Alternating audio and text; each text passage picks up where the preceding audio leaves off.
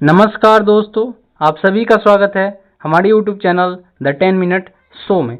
तो आज हम लोग प्रैक्टिस सेट 4 करेंगे। इसके पहले 3 प्रैक्टिस सेट हो चुका है। तो जो भी दोस्त हमारे उस प्रैक्टिस सेट को नहीं देखे हैं, डिस्क्रिप्शन में लिंक मिल जाएगा प्लेलिस्ट का, वहाँ से जाकर देख सकते हैं। तो चलिए स्टार्ट करते हैं। और आज का पहला प्रश्न है कि भारतीय संविधान की प्रस्तावना उद्देशिका में कौन सा शब्द यह दर्शाता है कि भारत किसी भी बाहरी नियंत्रण से मुक्त है। तो जो संप्रभुता शब्द है ना, ये बताता है। संप्रभुता शब्द का आज से क्या होता है, तो इसका आज से है कि भारत ना तो किसी अन्य देश पर निर्भर है तथा ना ही किसी अन्य देश का डोमिनियन है। ये इसका अर्थ होता है संप्रभु का। ठीक है, अगला प्रश्न देखते हैं। अगला प्रश्न है कि प्रस्तावना में राष्ट्र की एकता और अखंडता शब्दों को उद्देश्य किस मौलिक सिद्धांत को बढ़ावा देना है। तो ये बंधुत्व को बढ़ावा देना है। किसको? बंधुत्व को। ऑप्शन नंबर ए हो जाएगा। अब देखिए बंधुत्व का अर्थ क्या होता है।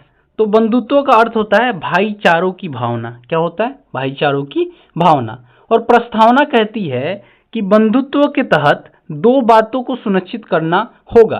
पहला बात कि व्यक्ति का सम्मान, दूसरा बात कि राष्ट्रीय की एकता और अखंडता। अगला प्रश्न देखते हैं। अगला प्रश्न है कि भारत के संविधान की प्रस्तावना में वर्णित शब्दों का सही क्रम क्या होगा। शब्दों का सही क्रम बताना है। तो देखिए इसमें जो सही क्रम लगाया गया है वो है ऑप्शन नंबर डी में न्याय, स्वतंत्रता, समानता और बंधुत्व।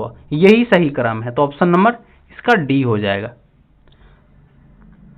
अब देखिए भारत के संविधान की प्रस्तावना में कुछ मुख्य शब्द हैं, उनका उल्लेख किस प्रकार है। तो संप्रभुता, समाजवाद, पंथनिरपेक्ष, लोकतांत्रिक, गणतंत्र, न्याय, स्वतंत्रता, समानता, बंधुत्व। ये सारे वर्ड जो हैं ये सारे के सारे कहाँ पे हैं? प्रस्तावना में उल्लेखित है। अब कुछ अन्य महत्वपूर्ण बातें हैं, ये देखिएगा ध्यान से। समानता 2 प्रकार के होते हैं, एक तो प्रतिष्ठा और दूसरा अवसर की समानता। और न्याय की बात करें तो न्याय 3 प्रकार का है, सामाजिक न्याय, आर्थिक न्याय, राजनीतिक न्याय।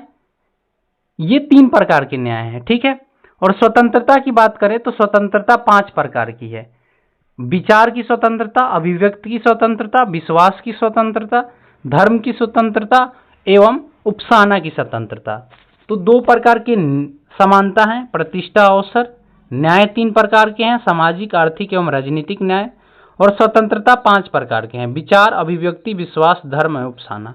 तो ये पॉइंट आप लोग को लर्न करना है क्योंकि ये इंपॉर्टेंट पॉइंट है, लिखा हुआ भी है, महत्वपूर्ण बुंदे नोट कर लीजिएगा कॉपी में। और इसमें इंपॉर्टेंट क्या है कि जो भारत के संविधान की प्रस्तावना है ना, इसमें तो समानता और बंधुत्व का जो आदर्श है ये फ्रांस की क्रांति से लिया गया है। ठीक है। और इसे 42वें संविधान संशोधन 1978 के द्वारा संशोधित किया गया था। इसमें 3 नए शब्द जोड़े गए थे, समाजवादी, पंथनिरपेक्ष और अखंडता। ये भी याद रखना है कि 42वें संविधान संशोधन 1978 के द्वारा ही 3 नए शब्द जोड़े गए थे, समाजवादी, पंथनिरपेक्ष एवं अखंडता। अगला प्रश्न देखते हैं। अगला प्रश्न है कि निम्नलिखित में से कौन भारतीय संविधान की प्रस्तावना का हिस्सा नहीं है। तो देखिए अभी मैंने बताया कि समाजवादी, पंथनिरपेक्ष और लोकतांत्रिक ये शब्द जोड़े गए थे किस संविधान संशोधन से, तो 42वें संविधान संशोधन 1976 के द्वारा। और ये संघवाद नहीं जोड़ा गया था। तो जो नहीं जोड़ा गया था वही आंसर हो जाएगा, ऑप्शन नंबर इसका हो जाएगा डी, संघवाद। ये संविधान की प्रस्तावना का हिस्सा नहीं है। अगला प्रश्न देखते हैं। निम्नलिखित में से कौन एक भारतीय संविधान के उद्देश्यों को प्रतिबिंबित करती है। तो कौन करता है, तो संविधान की प्रस्तावना करता है, ऑप्शन नंबर बी हो जाएगा। भारत के संविधान की प्रस्तावना भारतीय संविधान के उद्देश्यों को प्रतिबिंबित करती है और यह निश्चित करता है कि भारत एक समाजवादी, धर्मनिरपेक्ष एवं लोकतांत्रिक गणराज्य है।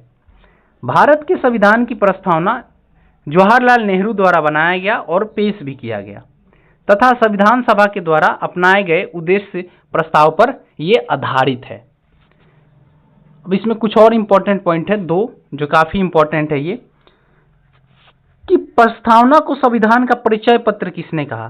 तो प्रस्तावना को संविधान का परिचय पत्र एन.ए. पालिकवाला ने कहा है। एन.ए. पालिकवाला ने क्या कहा प्रस्तावना को? कि प्रस्तावना जो है ये संविधान का परिचय पत्र है। और वहीं पे ठाकुरदास भरगवी ने कहा कि जो सब प्रस्तावना है ना, ये संविधान की आत्मा है।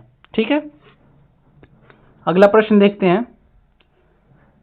अगला प्रश्न है कि निम्नलिखित में से कौन भारतीय संविधान की प्रस्तावना में उल्लेखित नहीं है? तो इसमें से कौन सा शब्द उल्लेखित नहीं है, कौन सा न्याय उल्लेखित नहीं है? तो आपका इनमें से धार्मिक न्याय उल्लेखित नहीं है। सामाजिक न्याय, आर्थिक न्याय, राजनीतिक न्याय है। सामाजिक न्याय, आर्थिक न्याय, राजनीतिक न्याय है, लेकिन धार्मिक न्याय इसमें उल्लेखित नहीं है। अगला प्रश्न है निम्नलिखित में से कौन सी भारतीय संविधान की प्रस्तावना में उल्लेखित नहीं है? सेम क्वेश्चन है, रिपीट हो गया, धार्मिक न्याय। अगला प्रश्न है कि भारतीय संविधान की प्रस्तावना देश के संविधान की प्रस्तावना से प्रेरित है। तो कहां से लिया गया है? तो ये लिया गया है अमेरिका के संविधान से। कहां से? अमेरिका के संविधान से। और इसमें जो प्रस्तावना का विचार है वो अमेरिका के संविधान से लिया गया है, और जो प्रस्तावना की भाषा है वो लिया गया ऑस्ट्रेलिया के संविधान से। ठीक है, यहाँ पे दो बातें होती है, दो इंपॉर्टेंट चीजें कि प्रस्तावना का विचार, तो प्रस्तावना का विचार अमेरिका से लिया गया है, और प्रस्तावना की भाषा पूछे तो ऑस्ट्रेलिया से लिया गया है। अगला प्रश्न है कि भारत के संविधान के निम्नलिखित में से किस अनुच्छेद में यह उल्लेख किया गया है कि राज्य ग्राम पंचायतों को संगठित करने के लिए कदम उठाएगा? तो ग्राम पंचायत किस आर्टिकल में है? तो आर्टिकल 40 में है। अब आर्टिकल 36 क्या कहता है? अनुच्छेद 36 में क्या है? तो अनुच्छेद 36 में राज्यों की परिभाषा दी गई है। ठीक है, राज्य के नीति निर्देशक तत्वों में।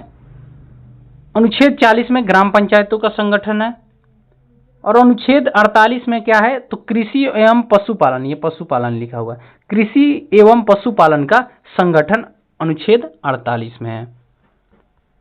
अगला प्रश्न है कि भारत के संविधान के अनुच्छेद डैश के अनुसार राज्य ग्राम पंचायत संगठित करने के लिए कदम उठाएगा और उन्हें ये शक्तियां तथा अधिकार प्रदान करेगा जो शासन की इकाइयों के रूप में उन्हें कार्य करने में सक्षम बनाने के लिए आवश्यक है। तो ये भी अनुच्छेद 40 में ही है, क्योंकि यहाँ पे ग्राम पंचायतों का बात कर दिया और ग्राम पंचायत अनुच्छेद 40 में है। अब देख लेते हैं, अब इसमें जो अन्य अनुच्छेद दिए गए हैं ऑप्शन में उसको एक्सप्लेन कर देता हूं मैं। अनुच्छेद 38, अनुच्छेद 38 देखिए जो संबंधित है ना वो डीपीएसपी के अंदर आता है। तो अनुच्छेद 38 में ये कहा गया है कि राज्यों को जो है ना कल्याणकारी बनाना है। अनुच्छेद 39 का में कहा गया है कि समान न्याय एवं निःशुल्क कानूनी सहायता। 40 में ग्राम पंचायत का संगठन है, गठन करना है, और अनुच्छेद 41 में है कि कुछ दशाओं में कार्यों में शिक्षा एवं लोक सहायता पाना। अनुच्छेद 41 में ये वर्णित है। अगला प्रश्न है कि भारत के संविधान के निम्नलिखित भागों में से कौन सा भाग मुख्य रूप से संघ और राज्यों के बीच संबंधों से संबंधित है? तो भाग 11 जो है ये संघ और राज्यों के बीच संबंधों से संबंधित है। अब देख लेते हैं प्रमुख भाग। जैसे भाग एक जो है ये किससे संबंधित है? तो ये संघ का नाम और उसके राज्य क्षेत्र से संबंधित है, और इसमें अनुच्छेद 1 से लेकर 4 तक है। भाग 2 की बात करें तो ये नागरिकता से संबंधित है और अनुच्छेद 5 से 11 तक वर्णित है। भाग 3 में अनुच्छेद 12 से 35 तक है और ये मौलिक अधिकार से संबंधित है। भाग 4 अनुच्छेद 36 से 51 तक, और ये राज्य के नीति निर्देशक तत्वों से संबंधित है, यानी राज्य के नीति निर्देशक तत्व यानी DPSP, directive principle of state policy. और ये कहां से लिया गया है? तो ये आयरलैंड के संविधान से लिया गया है। भाग 5 जो है आपका ये संबंधित है संघ सरकार से, और इसमें आर्टिकल 52 से 151 तक दिया गया है। भाग 6 की बात करें तो ये राज्य सरकार से संबंधित है, और अनुच्छेद की बात करें तो 152 से 237 तक है। भाग 10 की बात करें तो भाग 10 में अनुच्छेद 244 से 244 ए तक है और इसमें अनुसूचित और जनजातीय क्षेत्रों के बारे में बताया गया है। भाग 11 की बात करें तो 245 से 263 अनुच्छेद तक है और इसमें संघ और राज्यों के बीच संबंध बताया गया है। भाग 15 में क्या बताया गया है? निर्वाचन, चुनाव। भाग 15 जो संबंधित है वो चुनाव से संबंधित है और इसमें अनुच्छेद जो है वो 324 से 329 ए तक है। अगला प्रश्न देखते हैं। अगला प्रश्न है कि भारतीय संविधान के निम्नलिखित में से किस अनुच्छेद में यह उल्लेख किया गया है कि संसद कानून द्वारा किसी भी राज्य से क्षेत्र को अलग करके या किसी राज्य की हिस्सा में किसी भी क्षेत्र को मिलाकर नया राज्य बना सकता है? तो नए राज्य बनाने की बात है अनुच्छेद 3 में। किसमें? अनुच्छेद 3 में। अनुच्छेद 3 इसमें बताया गया है कि नए राज्यों का नाम एवं वर्तमान राज्य एवं पुराने राज्यों के नाम, क्षेत्रफल तथा सीमाओं में परिवर्तन या यदि किसी भी राज्य का सीमाओं में परिवर्तन करना है या उसके नाम में परिवर्तन करना है तो यह अनुच्छेद 3 के तहत होगा। अनुच्छेद 5 में नागरिकता है जो संविधान के प्रारंभ में बताया गया है। अनुच्छेद 7 में पाकिस्तान को प्रव्रजन करने वाले कुछ व्यक्तियों के नागरिकता से संबंधित अधिकार, यानी पाकिस्तान से भारत आने वाले व्यक्तियों के संबंधित अधिकार दिया गया नागरिकता का। अनुच्छेद 9 में क्या है कि किसी विदेशी राज्य की नागरिकता स्वेच्छ से अर्जित करने वाले व्यक्तियों का नागरिकता ना होना, यानी अगर कोई भी व्यक्ति अपने इच्छा अनुसार विदेशी नागरिक स्वीकार कर लेता है तो उसका जो भारतीय नागरिक है ना वो समाप्त कर दिया जाएगा, यानी वो भारत का नागरिक नहीं होगा। अनुच्छेद 9 ये कहता है। अगला प्रश्न है कि किस वर्ष सर्वप्रथम किसी भारतीय राज्य को भाषाई आधार पर मान्यता दी गई थी? तो सबसे पहले दिया गया था 1953 में। कब दिया गया था? 1953 में। और किसको दिया गया था? तो आंध्र प्रदेश को। भाषाई आधार पर सबसे पहला राज्य बना था आंध्र प्रदेश, अक्टूबर 1953 में। और यह मद्रास से तेलुगु भाषाई क्षेत्रों को पृथक करके गठित किया गया था, यानी मद्रास और तेलुगु भाषा जो क्षेत्र था उसको अलग अलग करके बनाया गया था आंध्र प्रदेश को। और इसका राज्य पुनर्गठन अधिनियम 1956 आया तो फिर से इसको पारित किया गया था। ये भी आपको इम्पोर्टेंट पॉइंट है, याद रखना है कि राज्य पुनर्गठन अधिनियम 1956 आया तो फिर से राज्यों का गठन किया गया। अगला प्रश्न है कि भारतीय संविधान के किस अनुच्छेद में नए राज्य के प्रवेश या स्थापना का प्रावधान दिया गया है?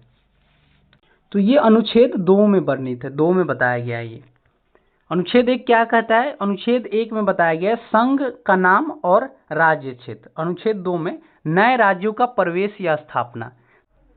और अनुच्छेद 4 में ये बताया गया है कि अनुच्छेद 2 और 3 में जो भी कानून बनेगा उसमें संविधान संशोधन नहीं किया जाएगा। अगला प्रश्न देखते हैं। अगला प्रश्न है क्या भारत में एक नए राज्य का निर्माण हो सकता है? तो हाँ, हो सकता है। कैसे हो सकता है? तो ये संविधान के अनुसार हो सकता है। कैसे हो सकता है? संविधान के अनुसार हो सकता है। अगला प्रश्न है और आज का ये आखिरी प्रश्न है कि केंद्र शासित प्रदेश पांडिचेरी का नाम बदलकर पुडुचेरी किस वर्ष किया गया था? तो देखिए 2006 में किया गया था पांडिचेरी का नाम बदलकर पुडुचेरी। क्या किया गया था? इसका नाम पहले पांडिचेरी था तो पुडुचेरी कर दिया गया। और ये हुआ था 14वें संविधान संशोधन 1962 के द्वारा। ठीक है, पुडुचेरी को संघ में सम्मिलित कब किया गया था? 14वें संविधान संशोधन 1962 के द्वारा। तो ये आज था आज का प्रैक्टिस सेट। वीडियो अच्छा लगा हो तो लाइक कर दीजिएगा और चैनल पे नए होंगे तो सब्सक्राइब कर लीजिएगा। और जो भी दोस्त पिछले वीडियो को नहीं देखे हैं डिस्क्रिप्शन में लिंक मिलेगा प्लेलिस्ट का, वहाँ से जाकर देख सकते हैं। तो मिलते हैं नेक्स्ट वीडियो में। जय हिंद, जय भारत।